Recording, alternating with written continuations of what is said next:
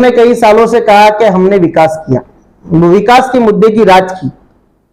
अगर उन्होंने सच में विकास किया होता तो आज सोशल मीडिया पे वो रील वायरल करने की जरूरत नहीं पड़ी होती।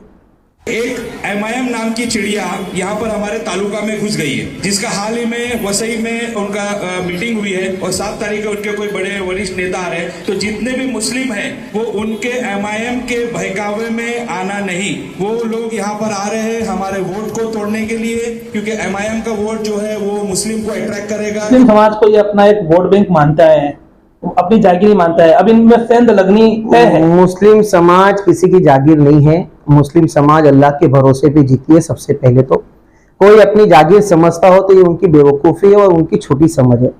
और ईरान के लोगों के दिलों के अंदर एमआईएम बसी हुई है, और एमआईएम जो है ना कोई हिंदुओं की, सिर्फ मुसलमानों की पार्टी नहीं है। इसमें हम लोग के साथ में हमारे हिंदू भाई, दलित भाई, मुस्लिम भाई और सब जो है ना मिलजुल कर अच्छा काम करेंगे इंशाल्लाह, और इलेक्शन में अच्छे से अच्छा रिजल्ट देंगे इंशाल्लाह।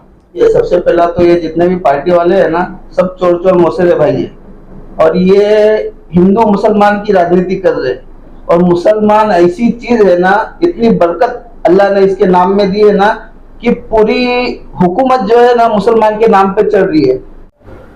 दोस्तों नमस्कार, अस्सलाम वालेकुम। दोस्तों चुनावी माहौल है और चुनावी माहौल में वसई विरार की राजनीति में अचानक से एक बदलाव देखने को आया है। बदलाव आखिर किस तरह का है, इस पर हम चर्चा करेंगे। हमारे साथ यहाँ हमारे स्टूडियो में अम्मार भाई है, हमारे साथ शाहिद भाई है, इनसे चर्चा करेंगे। दरअसल जो बदलाव की बात कही जा रही है, इस समय अचानक से प्रस्थापित लोग, खासकर बहुजन विकास आघाड़ी, इस समय एक अलग तरह की टेंशन में आ चुकी है। और टेंशन में आने के बाद में सोशल मीडिया में कुछ प्रोपेगेंडा, कुछ बातें फैलाई जा रही है। उसी पर चर्चा करते हैं। तो चर्चा शुरू करें उसके पहले बहुत शॉर्ट में आपको बता दूं, इनका परिचय दे दूं। अम्मार भाई जो लंबे समय से कांग्रेस पार्टी से जुड़े हुए थे, इन्होंने हाल ही में कांग्रेस पार्टी से त्यागपत्र देकर वसई विरार की राजनीति में एक नया कदम उठाया है, एक नया चैप्टर शुरू किया है। वो चैप्टर है AIMIM। बैरिस्टर असदुद्दीन ओवैसी जी की पार्टी है AIMIM। उसका वसई विरार में अभी हाल ही में इंट्रोडक्शन हुआ है। और अम्मार भाई इनने उस पार्टी में ज्वाइन होने के पहले पार्टी को वसई विरार में लॉन्च किया, और जैसे ही पार्टी यहां लॉन्च हुई, यहां से पठान आए थे, एक मीटिंग हुई, और उस मीटिंग की चर्चा जैसे ही बाजार में फैली कि जो मैंने आगे कहा, खासकर बहुजन विकास आघाड़ी के माथे पर चिंता की लकीरें दौड़ गई। तो बहुजन विकास आघाड़ी हमेशा से यहाँ के वोटरों में, खासकर मुस्लिम समाज के, मुस्लिम तबके के लोग वोटरों को अपना एक वोट बैंक पक्का मानती आई है। और अब उसे ऐसा महसूस हो रहा है कि AIMIM आएगा तो उसके वोट बैंक में सेंध लगनी है। तो इसी पे चर्चा करते हैं, ये बात कहां तक सही है, और उन्होंने जो आरोप लगाए उस पर बात करते हैं। तो अमर भाई अस्सलाम वालेकुम। वालेकुम। अमर भाई बहुत बहुत मुबारक हो, आपने AIMIM ज्वाइन किया। शुक्रिया जज़ाकल्लाह। सबसे पहला ये सवाल कि आप सालों साल कांग्रेस से जुड़े थे, लेकिन अचानक से आपने एक वीडियो वायरल किया कि मैं कांग्रेस छोड़ रहा हूं, और फिर आपने अभी AIMIM ज्वाइन नहीं किया, लेकिन सैफ पठान जो है उनको आपने वसई में यहाँ बुलाकर एक लोगों में यह दर्शा दिया कि कहीं ना कहीं AIMIM जो है वसई में आने वाली है। उसका काफी असर हो रहा है, मैंने आगे भी बताया, और उस पर हम चर्चा करेंगे। तो ये आपके दिमाग में AIMIM के साथ में जाने की ही क्यों बात सामने आई? कोई और पार्टी आपने जो यहाँ पहले से है उसको चूज क्यों नहीं किया? देखो सर भाई, ऐसा है ना कि ऑल इंडिया मजलिस इत्तेहादुल मुस्लिमीन एक बड़ी पार्टी है और पूरे भारत पे आज उनका प्रभाव है। आज हम देखते हैं कि एक पिछड़ों की, वंचित की, अल्पसंख्यकों की आवाज को अगर कोई मजबूती के साथ में अपने अधिकार की लड़ाई को अगर कोई लड़ता है तो बैरिस्टर असदुद्दीन ओवैसी है। आपने देखा कि हमारे महाराष्ट्र के सदर श्री इम्तियाज जलील साहब जब सांसद थे तो सबसे ज्यादा दलितों की, वंचितों की, पिछड़ों की और माइनॉरिटीज की आवाज उन्होंने संसद में बुलंद की। सड़क से लेकर संसद तक उन्होंने काम किया और लोगों के दिल में एक मोहब्बत है। बहुत सालों से यहाँ पे वसई तालुके के लोगों के दिल में एक मोहब्बत थी और उस मोहब्बत को हमने बाहर लेके आ गए। आपने जैसा ही ऐलान किया कि मैं कांग्रेस पार्टी छोड़ रहा हूं, तो शायद उसका कोई प्रत्युत्तर सोशल मीडिया में नहीं दिखाई दिया। लेकिन जैसे ही अभी आपने एमआईएम ज्वाइन नहीं किया, लेकिन शेख पठान साहब का यहाँ रेड कारपेट होटल में आना हुआ और वो बात जैसे ही मार्केट में घूमी, तो कुछ बहुजन विकास आघाड़ी, खासकर मैं नाम ले रहा हूँ, बहुजन विकास आघाड़ी के लोगों ने सोशल मीडिया पे ये कहा कि भारतीय जनता पार्टी की बी पार्टी है, वो आ रही है, कोई इसके झांसे में ना आए। इस पे क्या आपका कहना है? जिन्होंने कई सालों से कहा कि हमने विकास किया, विकास के मुद्दे की राज की, अगर उन्होंने सच में विकास किया होता तो आज सोशल मीडिया पे वो रील वायरल करने की जरूरत नहीं पड़ी होती।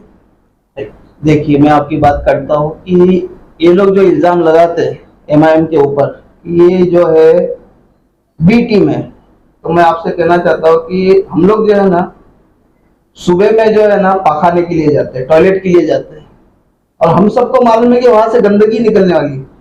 अगर गलती से वहां से गुलाब जामुन निकलेगा तो आप खाओगे क्या? ये जो इल्जाम लगा रहे ना, ये इलेक्शन में देखेंगे, ये जो हाल है इनके साथ में होगा इंशाल्लाह।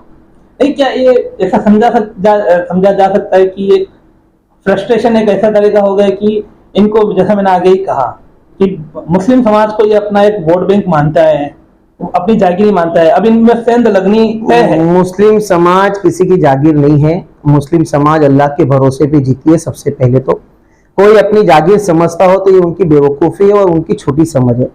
और मुस्लिम समाज अल्लाह के भरोसे पे पूरी दुनिया में जी रही है और अल्हम्दुलिल्लाह मुस्लिम समाज सक्षम है हर छोटा बड़ा फैसला लेने के लिए। उसमें किसी की राय मशवरे की जरूरत नहीं उनको।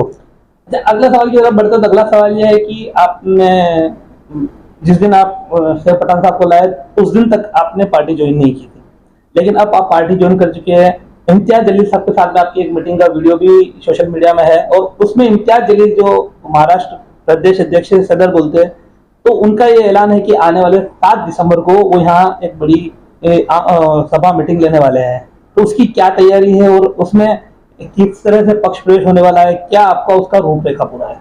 इम्तियाज जलील साहब महाराष्ट्र के सदर है और इम्तियाज जलील साहब आज एक महाराष्ट्र के पावरफुल लीडर है, मुस्लिम लीडर है। और इम्तियाज जलील साहब ने कहा कि AIMIM यहाँ पे वसई में रैली करने के लिए आ रहे हो, चुनाव का माहौल है वो तो ठीक है, मगर अपने लोगों से मिलने आ रहे। और 7 तारीख को वसई विरार की धड़कन जो लोग हैं जिनके दिलों में AIM की मोहब्बत थी, उनसे रूबरू होंगे और बहुत सारी बातें करेंगे उनसे। आप कितनी ताकत अपनी दिखाएंगे? क्योंकि जाहिर सी बात है, ताकत आपको दिखानी पड़ेगी। एक बड़े लेवल के नेता जब यहाँ आएंगे, हमको अपनी ताकत दिखाने की जरूरत नहीं है। ऑलरेडी आप देख रहे हो ताकत दिख चुकी है। अच्छा, अगली बात यह है कि चुनावी माहौल है, चुनाव का बात चल ही रहा है। चुनाव को लेकर आपकी किस तरह की तैयारियां हैं? कितनी सीटों पे आपका गणित क्या है कि आप चुनाव लड़ने वाले हैं? चुनाव जीतने के लिए पूरी तरह से दम लगाएंगे या किसी का खेल बिगाड़ने के लिए आप उतरने वाले हैं? क्या आपका पूरा इसमें चुनाव को लेकर क्या सोचना है? हर पार्टी अपना उम्मीदवार जिताने के लिए मेहनत करती है। MIM भी ऐसा मेहनत करेगी और ताकत के साथ में, अगर हमारे शीर्ष नेतृत्व का अगर आदेश रहेगा, ताकत के साथ में MIM चुनाव लड़ेगी आने वाले दिनों में।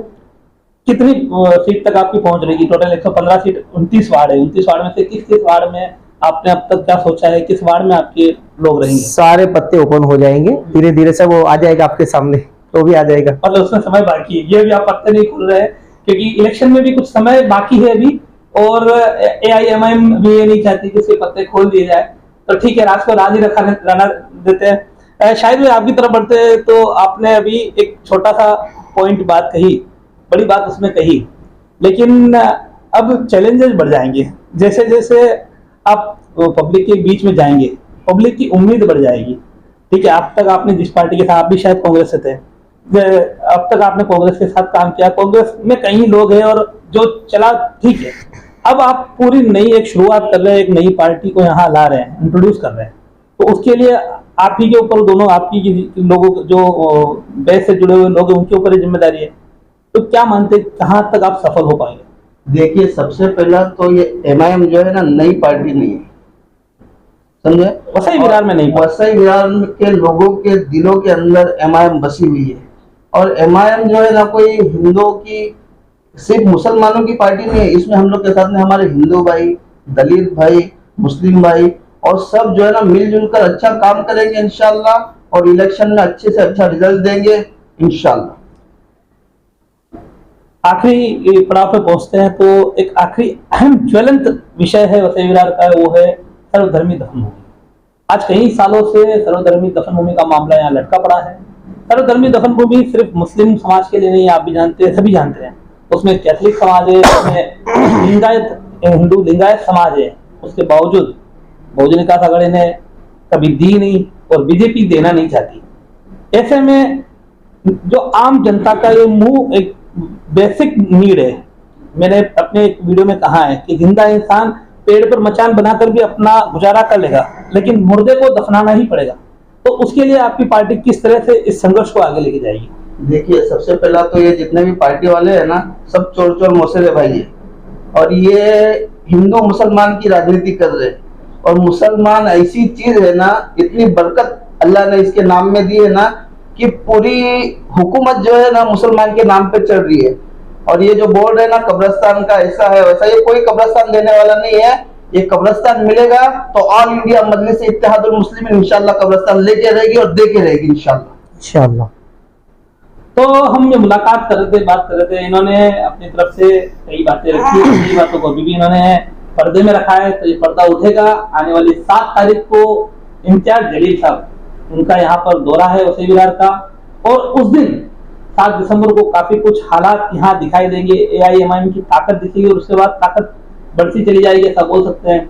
अब जैसा मैंने आगे कहा, और उन्होंने कहा कि खासकर यहाँ एक ऐसी बात कही जा रही है कि भारतीय जनता बहुजन विकास आघाड़ी की तरफ से कहा जा रहा है सोशल मीडिया पर कि ये भारतीय जनता पार्टी की भी पार्टी है। हालांकि भारतीय जनता पार्टी से की तरफ से अब तक एआईएमआईएम की लॉन्चिंग के ऊपर कोई पोस्ट ऐसा कोई दिखा नहीं है।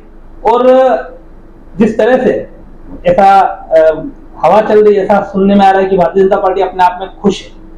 अब ये जो आरोप है, इस आरोप की हम बात करें कि एआईएमआईएम बी पार्टी है भारतीय जनता पार्टी, ये बहुजन विकास आघाड़ी ने कहा है।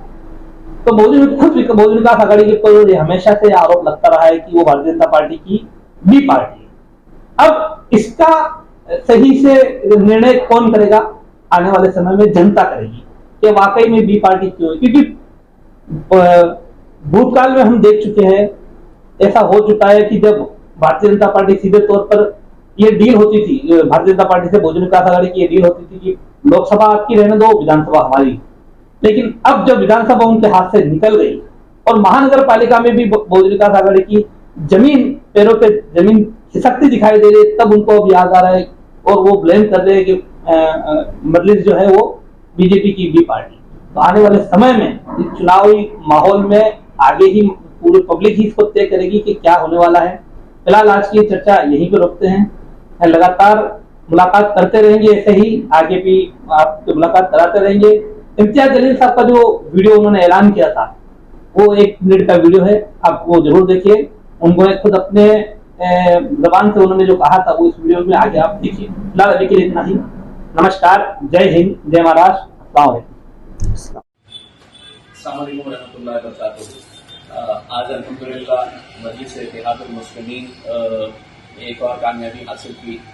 वसई विरार के अंदर हमारी मजलिस अभी तक पहुंची नहीं थी, लेकिन वहाँ के नौजवान, बुजुर्ग, उलमाए किराम सभी लोगों को इस बात का एहसास हुआ है कि वक्त और हालात को देखते हुए मजलिस के साथ जुड़ना चाहिए, और उसी के तहत काफ़ी लोग यहाँ पर आए थे। उसके बाद हमने हमारे वहाँ पे सैयद पठान साहब उमरा से जो है उन्हें ऑब्जर्वर बना के भिजाया, और उन्होंने अपनी रिपोर्ट में बताया कि वहाँ पे जिस तरीके का जोश और जज्बा है उसको देखते हुए आज बहुत सारे मजलिस में शमूलियत हासिल किए हैं। अलग अलग पार्टियों से ताल्लुक़ रखने वाले लोग आने वाले वक्त के अंदर और भी लोग मजलिस के साथ जुड़ने वाले हैं।